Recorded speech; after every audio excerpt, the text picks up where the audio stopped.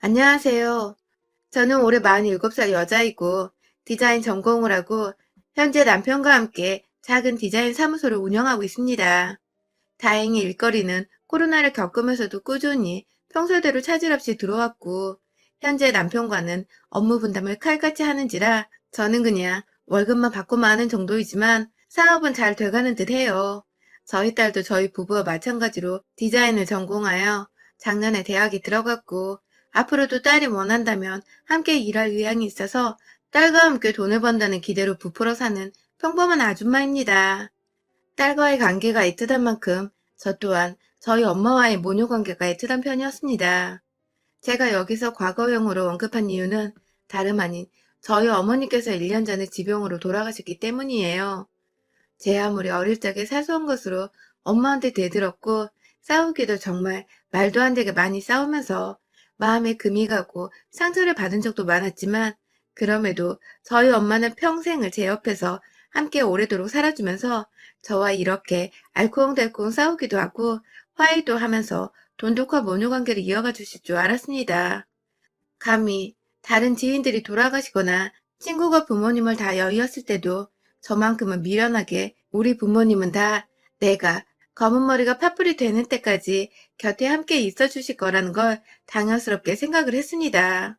무슨 자신감이었는지 엄마가 가끔씩 두통이 너무 심하다고 알아 누우실 때에도 몸 안에 피가 모자란데 생리 때마다 피를 내뱉으니 더 어지러운 거라며 그만 투덜대라는 닥달을 했고 엄마가 폐경을 겪으실 때에도 감히 폐경이 다가온 줄도 모른 채 그냥 엄마가 왜 저렇게 민감하시고 얼굴을 붉히시나 싶어서 제가 기분 좀 풀고 살라면서 엄마한테 억지로 밖에 나가보라 그러고 억지로 운동을 하라고 밖으로 실제 내보내기도 했습니다.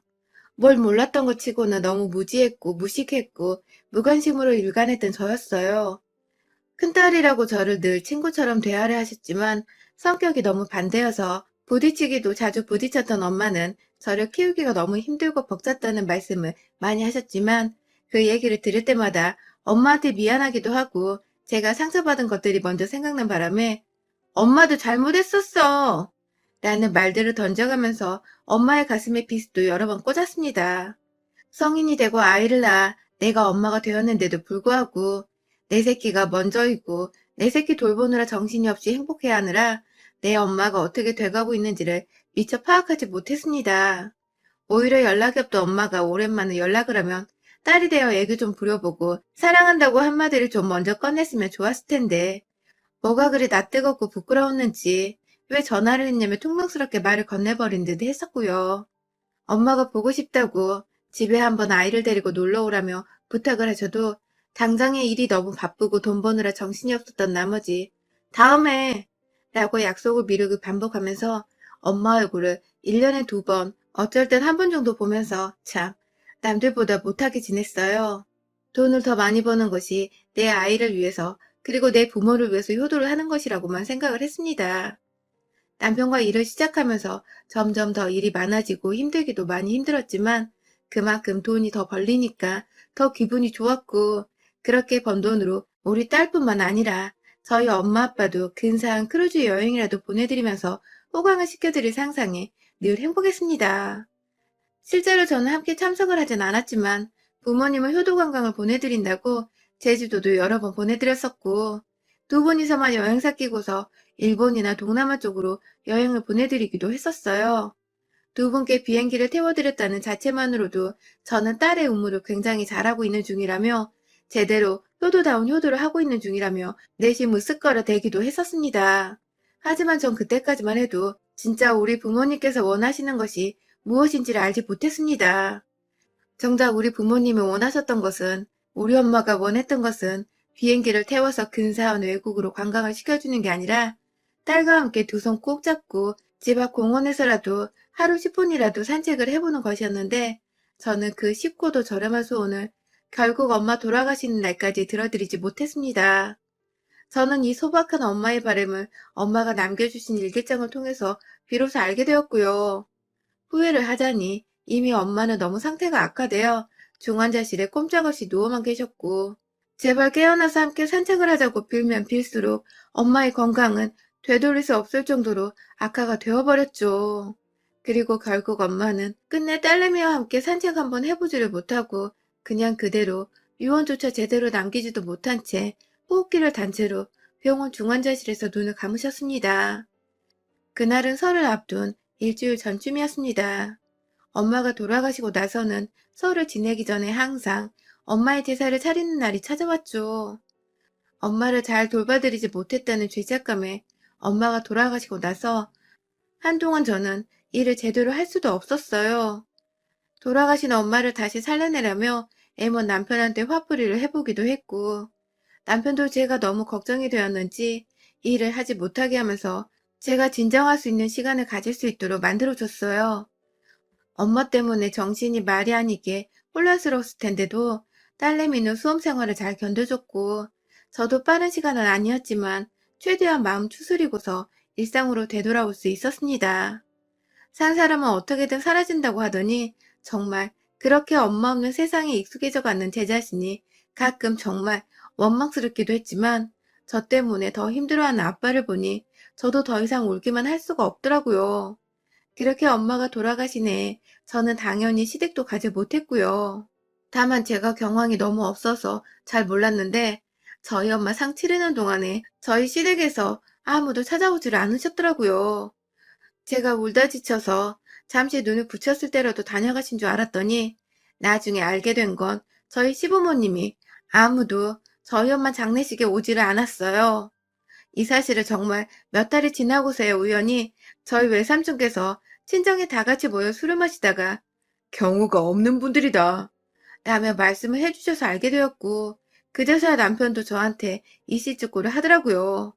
본인들이 설날 제사를 앞두고서 재수없게 상 치르러 가는 게 맞나 싶어 고민을 하다가 못 오신 것 같다고 말입니다. 본인도 여러 번 오시라 말씀을 드리고 화까지 냈는데 시골분들 고집이 너무 세서 자기가 어쩔 수 없었다고 말이죠. 제가 그날부터 거의 잠을 못 잤어요.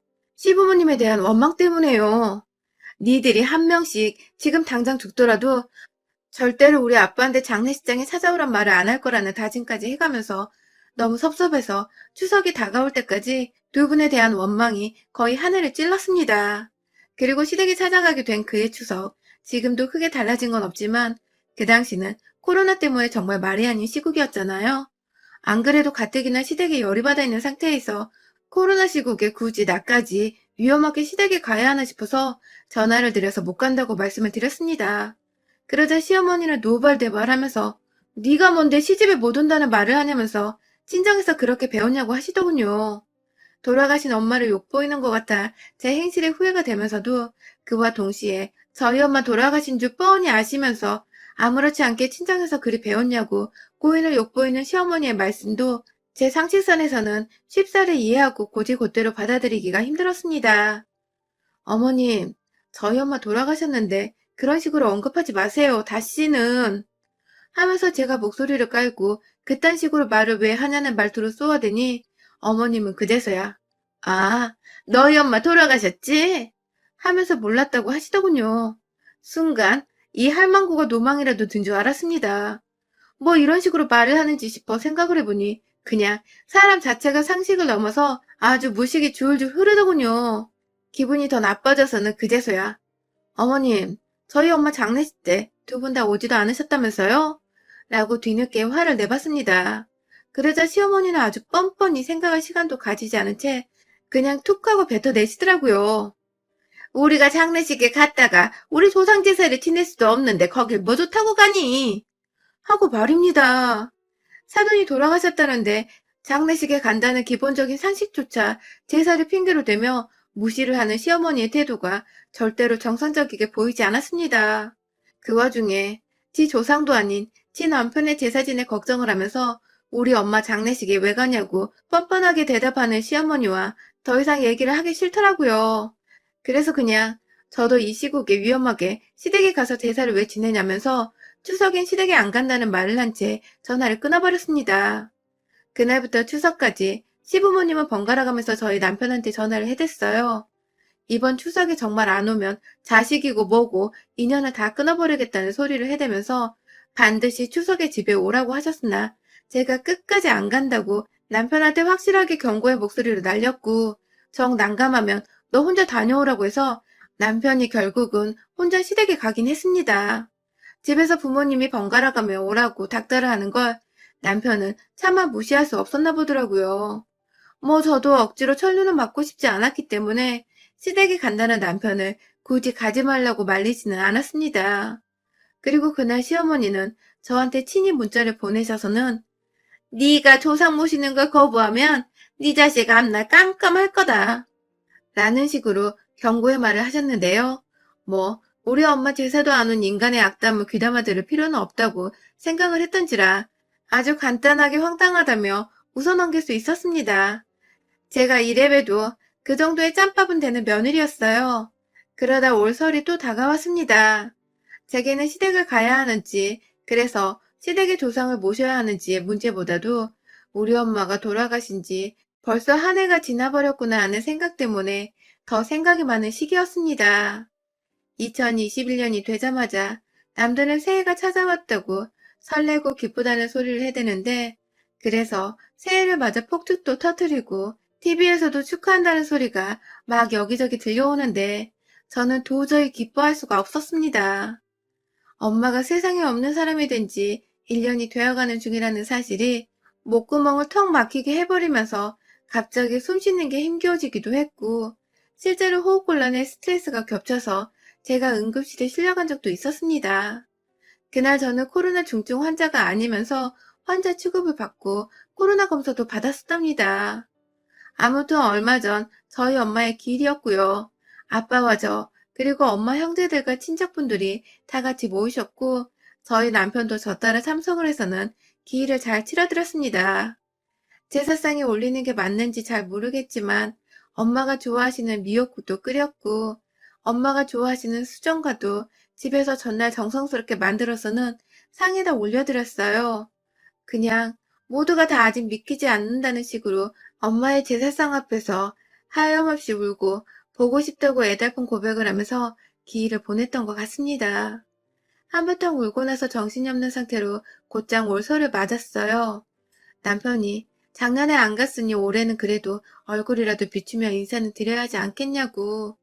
자기도 자기 부모님이 그렇게 인사도 제대로 못 받으신 채 한순간에 떠나버리시면 너무 슬플 것 같다면서 저한테 애원을 하는데 제 감정이 입이 되어 남편을 너무나도 잘 이해하겠더라고요.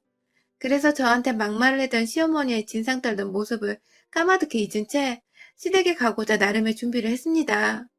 일단은 그간 해왔던 것처럼 미리 시어머니께 전화를 드려서 이번에 뭘 챙겨가야 하냐고, 뭘 미리 만들어가면 좋을지 연락을 드리려고 했어요.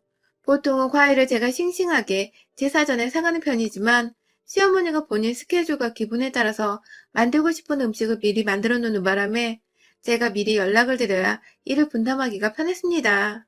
그리고 오랜만에 전화를 드리며 이번 설에는 남편과 함께 갈 예정이라고 말을 하니 시어머니는 네 자식은 아직 앞날이 멀쩡하니? 하면서 대답을 하셨습니다.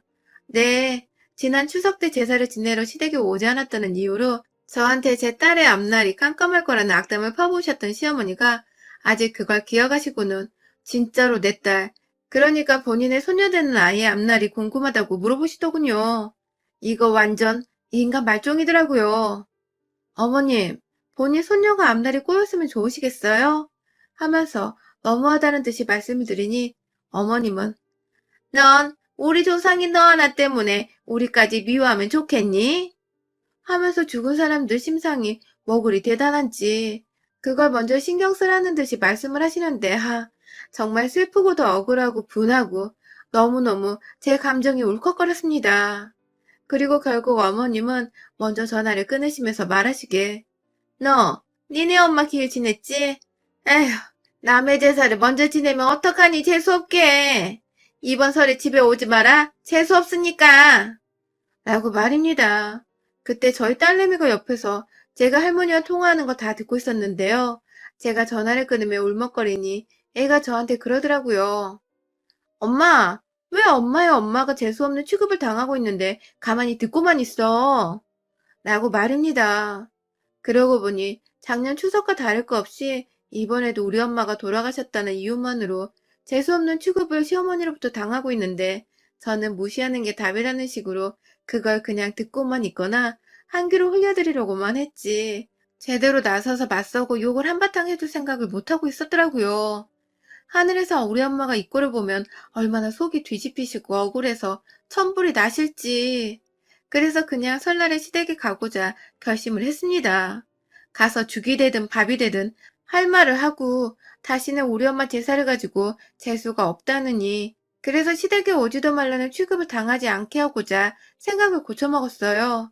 그리고 설이 되어 아무것도 상황을 모르던 남편과 함께 시댁으로 갔습니다. 남편한테 저도 꼭 참석을 해서 마음을 추스리고 싶다면서 예상보다 하루 늦게 제사를 지내는 당일에 시댁에 도착하도록 했어요. 시댁에 도착을 하자마자 시어머니랑 남편 혼자 저번 추석 때처럼 찾아온 줄 알고 아들 하면서 나오다가 차 안에서 함께 나오는 저와 손녀의 얼굴을 보더니 뭘 못 볼 거 본 사람 마냥 인상을 확 찡그리더라고요.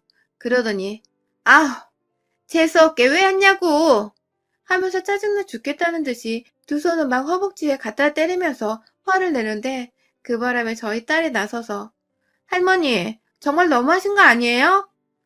하면서 억한 마음에 화를 내버리고야 말았습니다. 자기 딴에는 엄마를 보호하고자 저 대신에 할머니한테 화를 내버린 것 같은데 제가 고마워하려는 와중에 남편이 할머니가 아무리 막 하셔도 예의를 갖추라면서 저희 딸을 막 나무라더라고요. 그 바람에 딸도 아빠한테 혼이 나니 기분 나쁘고 기는 죽고 화는 계속 나서 저를 보며 한없이 씩씩거리고 있었고요. 딸내미 마음이 어떨지 너무나도 잘 알겠는 이 상황. 제가 엄마가 돼서 우리 엄마 욕까지 보이게 하더니 급기야 내 딸내미 속까지 긁어버리고 있구나 싶어서 순간적으로 어찌나 열불이 터지던지요. 남편을 향해 바라보면서 이 새끼야 내 딸한테 말 함부로 하지 마. 확 진짜? 하면서 욕만 안 했을 뿐 이미 욕이 되바라지게 나왔다는 표정을 지어 보이면서 다가가니 남편이 저한테 쫄아 뒷걸음을 치려다 여보 그런 뜻이 아니라 하면서 말리는데 시어머니는 잘한다 여자가 재수없게 남편한테 소리나 지르고 하면서 또 재수가 없다는 타령을 해대셨습니다. 남편이 자기 엄마 입에서 튀어나오는 소리를 어떻게든 막겠다고 막 엄마 좀 하면서 소리를 질렀고 정신이 하나도 없는 와중에 밖에서 여기저기 소란이 나자 시댁 안에 있던 친척분들이 하나둘 나오기 시작하셨어요. 무슨 일이냐고 밖에 나왔다가 저랑 손녀까지 있는 걸 보고는 왔냐? 하면서 손을 흔드는 시아버지는 뭔가 상황이 되게 어색하고 의아하고 굳이 안 와도 되는데 왔다는 듯이 저를 무의미한 표정으로 쳐다보셨습니다. 친척분들한테도 저희 엄마가 돌아가셨기 때문에 며칠 전에 제사를 지내 재수가 없다는 걸 이미 다 말했는지 친척분들 또한 쟤네 엄마 돌아가셨다고 하지 않았어? 하면서 남의 집 제사 먼저 지내고 온 애가 왜 우리 집에 와 있는 거냐면서 제사 안 지내도 되니 돌아가란 말을 궁시렁거리면서 제 귀로 다 들리도록 말을 하시더라고요. 이야, 이제 하다하다 시어머니, 시아버지를 넘어서 일가 친척들이 아주 작당을 해서는 제가 재수 온 붙은 며느리 마냥 가라는 식으로 말을 하는데 저는 이미 청개구리 심보이고 어떻게든 시어머니여서 먹여주고자 반대로 행동을 하기로 마음을 먹은 상태였습니다. 이내 남편이 분위기를 어떻게든 무마해보겠다고 억지로 웃어 보이면서 저희 왔어요 하면서 친척분들께 말을 건네는데 저도 똑같이 웃어 보였습니다. 아주 미친년처럼 그 분위기 속에서 아무렇지 않게 저희 왔습니다 하면서 분위기를 몰아서 시어머니께 섬뜩한 웃음을 기분 나쁘게 지어 보이고는 시어머니를 이내 지나쳐서 친척들의 틈을 뚫고 시댁 안으로 들어갔어요. 그리고는 이내 제 눈앞에 보이던 제사상을 아직 준비를 하고 있었는지 부엌에서 마저 상을 옮기고 있는 어르신들 틈에서 저도 같이 제가 할게요 하면서 도와드리기 시작했습니다. 재수가 없다고 자꾸만 곁눈질을 하면서 저를 쳐다보는 시부모님과 어르신들 틈에서 딸내미는 제가 도대체 왜 이런 취급을 받으면서도 제사상을 차리고 있는지를 이해하지 못하겠다는 듯이 한켠에서 팔짱을 낀 채 서 있었고 남편도 제가 도대체 왜 이렇게 잠잠하게 제사를 도와주고 있는지 모르겠다는 듯이 한켠에서 저를 입떡 벌린 채 눈치를 보며 어른들께 인사를 나누고 있었는데요. 아랑곳하지 않고 제사 음식들을 제사상 위에 올려뒀습니다. 하나 둘 시골 분들이 정성스레 만들어 놓았을 제사 음식들을 상위에 조심스럽게 올려놓은 뒤에 모든 게 다 제자리에 얹혀지고서 제사만 올리는 데는 완성의 단계에 이르렀을 때에 제가 탄식과 함께 밖으로 나가서 현관에서 신발을 도로 신은 뒤쩌벅쩌벅 안으로 다시 들어와서는 곧바로 지체 없이 제사장 위로 향했습니다. 제가 제사상에 위에 두 발을 딛고 올라선 것입니다. 그리고는 기다렸다는 듯이 시엄마가 준비하고 제가 손수 상위에 옮긴 그 제사 음식들, 그리고 그 외의 그릇들까지 제가 모두 다 정말 작정했다는 듯이 신발을 신은 채로 뻥뻥 차버리면서 음식들을 거실 사방으로 튕겨 까버렸습니다.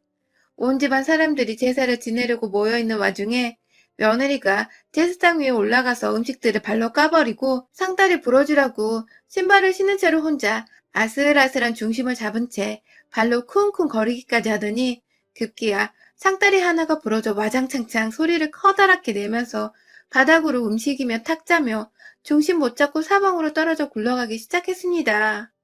시아버지는 뒷목 잡고 쓰러지를 하시더라고요. 시어머니는 재수가 없다니까! 하면서 남편한테 저 끄집어 내려오게 하라고 등짝을 후려치며 끌어내는데 남편은 저의 행동에 정신을 못 차리고 가만히 충격받아 서 있더군요. 그 뒤에서 저희 딸은 엄마 잘한다는 중이라며 같이 제 리듬에 맞춰 웃기다고 구경하다 급기야 핸드폰으로 사진까지 찍었고 저는 제 발로 시댁을 걸어 나왔고요. 시어머니한테는 재수없는 며느리는 이만 퇴장합니다. 앞으로 다시는 당신들 조상 제사는 안 지낼 테니 추석에도 며느리 없이 제사 지내세요. 라는 말씀을 건네드렸고요. 이내 저희 친정엄마를 이 상황에서 제대로 기려보고자 이제야 저희 엄마가 하늘에서 마음 편히 저 잘했다고 칭찬해 주실 것 같네요. 라는 말을 시댁 식구들에게 큰 소리로 말하고는 딸내미 손 잡고 나왔습니다. 죄송하다고 연신 인사를 드리던 남편은 저한테 차키를 뺏긴 채 이대로 정말 떠날 거냐고 하소연하듯 매달렸지만 너도 그런 식으로 마누라 챙길 거라면 나랑 차라리 이혼하고 너 혼자 네 조상 깔끔하게 모시라며 욕을 한 바가지 해버리니 그럴 일은 없다면서 자기가 운전석으로 가서 차를 몰겠다고 하더군요. 저는 딸이랑 뒤에서 마음 추스리며 진정하라고 했고요. 그렇게 저는 엄마의 기일도 완벽하게 챙겨드렸고 엄마를 모욕한 시부모와 그들의 조상들 엿도 먹인 뒤에 유유히 집으로 돌아왔습니다. 시댁은 난리가 났고 남편이 이혼당할 것 같다고 구라를 치면서 제발 지금은 조용히 입 다물고 있으라 하니 시부모는 미친년처럼 난리친 며느리가 이젠 아들을 이혼남까지 만들어버리려 한다면서 입을 진짜로 꾹 다물어 버렸어요. 그 바람에 조금 더 일찍 명절을 끝내버린 저희 집은 집에서 주말 내내 휴식을 취하면서 힐링을 하고 있답니다. 여러분들의 설은 어떠셨나요? 저는 사연 쓴 김에 자랑 좀 할게요.